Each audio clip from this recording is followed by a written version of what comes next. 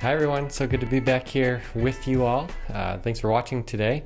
There were no questions submitted this week for the first time in a little while, so didn't have any questions to answer. So just another reminder that if you have any questions, thoughts, comments, concern, anything at all, I would love to hear from you. Don't be shy. Send them to the link that's at the bottom of the email you got this week. Also, some of you noticed that I had some problems with the YouTube channel. I was banned from YouTube for a little while. All of my videos were taken off. It was just actually a technical glitch. Nothing I did or YouTube did, but they're all back now, and I'm working on getting most of them public and shared again. So a little work in progress, but the channel should be back and the videos should be viewable if anyone cares to go back and watch old ones. Today, though, I'd like to talk to you about two letters that we're reading through, Galatians and Ephesians. We're finishing up Galatians and getting ready to move on to Ephesians. And maybe this is no surprise to most of you, but they have a similar theme. These two letters are very different in many ways, but they have something in common, and that is, of course, Jesus. At the heart of both of these letters and both of Paul's messages is the centrality of Jesus Christ. The book of Galatians, Paul seems to be addressing a particular problem, and the problem seems to be about church fellowship, in a sense. Who belongs in God's family? What are the boundary markers that set who's in and who's out of the church, God's family? And there are some who have come to Galatia and visited who are saying that circumcision is the boundary marker. If you're circumcised, you're in. If you're not, you're out. And Paul says, no, that's not what makes you a part of God's family, a child of God. What makes you who you are is Jesus.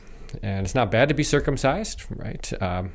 Paul, of course, was, and actually circumcised others as well himself, but that's just not what makes you a member of God's family anymore. What makes you in, what counts now is Jesus. Jesus is who you are as an individual. Jesus is who we are as God's family, the church. And so Paul is drawing the Galatians back to the centrality of Christ.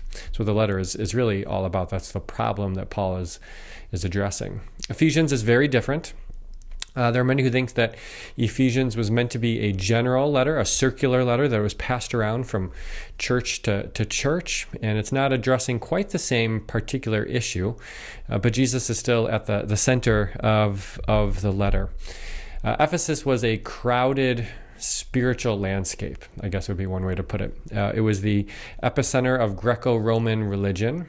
It was where there were many temples to many famous Greek and Roman gods. It was a pagan place of worship, and it was crowded there with all of the different gods to worship. And in the midst of that crowded spiritual landscape, Paul starts his letter by drawing people back to Jesus. And in fact, there's this refrain at the beginning of the letter, in him, in him, in him, in Jesus, in Jesus, in Jesus.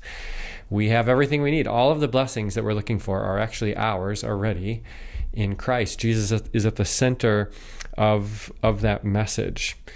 Paul will go on in the letter to talk about how Jesus unites us. It's Jesus who makes us this diverse, multi-ethnic family of God. A similar message, I suppose, in that way to the book of Galatians, too. Whether you're Jew or whether you're Gentile, circumcised or uncircumcised, it doesn't matter, because Jesus makes us who we are. The rest of the letter, the second half, chapters 4 through 6, will then go on to talk about how the centrality of Jesus in our lives changes how we live. Changes how we go out into our neighborhoods and our workplaces, into our homes, everywhere we go. We go there with Jesus living for us and in us and through us, that Jesus changes everything. In some ways, two very different letters. One's dealing with a particular issue of circumcision, and does that make you a part of God's family or not? One is a circular letter, much more general in nature, but at the core of both is Jesus. And I just pray that would be a reminder to you this week that you are who you are, not because of yourself, your own accomplishments or achievements, the things you've done or you haven't done, but because of Christ and what he's done for you.